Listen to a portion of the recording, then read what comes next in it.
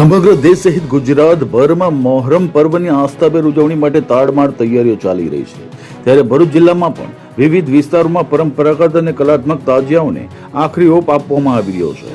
ભરૂચ શહેરના નરસિંહપુરા વિસ્તારમાં Narsinhpura young committee દ્વારા દર વર્ષની પરંપરા જાળવી રાખતા આ વર્ષે પણ ભવ્ય અને આકર્ષક તાજિયાનું નિર્માણ કરવામાં આવ્યું છે, જે સ્થાનિકોમાં ખાસ આકર્ષણનું કેન્દ્ર બન્યું છે।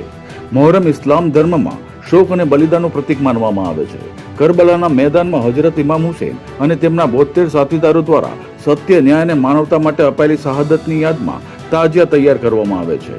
નરસિંહપુરા યંગ કમિટીના સભ્ય સરફરાઝ પઠાણે જણાવ્યું હતું કે મોહરમના ચાંદના દર્શન સાથે જ અંદાજે 1.5 થી 2 મહિના અગાઉથી તાજિયા બનાવવાની કામગીરી શરૂ કરવામાં આવે છે। વિસ્તારના બાળકો, યુવાઓ અને વડીલોના સંયુક્ત સહયોગથી તૈયાર થતા આ તાજિયામાં ઝીણવટભર્યું કોતરકામ, કલાત્મક ડિઝાઇન અને આધુનિક લાઇટિંગની અનોખી ઝલક જોવા મળે છે। ખાસ કરીને આ રાત્રિના સમયે રંગબેરંગી રોશનીથી ઝગમગતા તાજિયા લોકોનું ધ્યાન ખેંચી રહ્યા છે। કમિટીના સભ્યોએ જણાવ્યું હતું કે તાજિયાનું નિર્માણ માત્ર એક ધાર્મિક પરંપરા નથી, પરંતુ પેઢી દર પેઢી ચાલતી આવતી આસ્થા, એકતા અને સંસ્કૃતિનું પ્રતીક છે।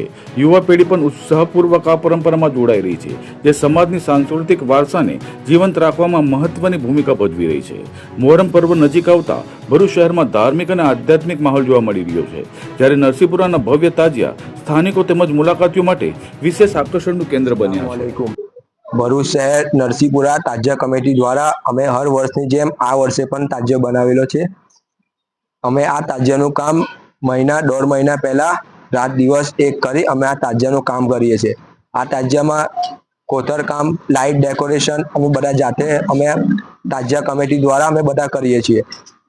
અમારા આ તાજિયો અમે ઇમામ હુસૈન અને તેમના 72 સહાબાઓની યાદમાં અમે આ તાજિયો બનાવીએ છીએ। અમે આ તાજિયો 8મા અને 8મા ચાંદ સુધી અમે આ તાજિયો તૈયાર કરીએ છીએ। 9મા ચાંદ અને 10મા ચાંદ અમે આ તાજિયો બહાર મૂકીએ છીએ અને તેમાં બધા અલગ અલગ ધર્મના લોકો આવે છે, મન્નત બાદાને બધું લે છે, એમની મન્નત બાદા બધી પૂરી થાય છે। અમે નરસિંહપુરા યંગ કમિટીમાંથી વાત કરીએ છીએ। અમારો આ મોહરમનો મહિનો સ્ટાર્ટ થાય છે તે પહેલા ચાંદથી સ્ટાર્ટ થાય છે। આજે 6ઠ્ઠો ચાંદ છે। અમે 7મા ચાંદ સુધી આ તાજિયો કમ્પ્લીટ કરી નાખીએ છીએ। અમારો મોહરમનો મહિનો ગમનો મહિનો કહેવાય છે, જેમાં ઇમામ હુસૈનના જોડે એમના 72 સાથીઓને શહીદ કરવામાં આવ્યા હતા।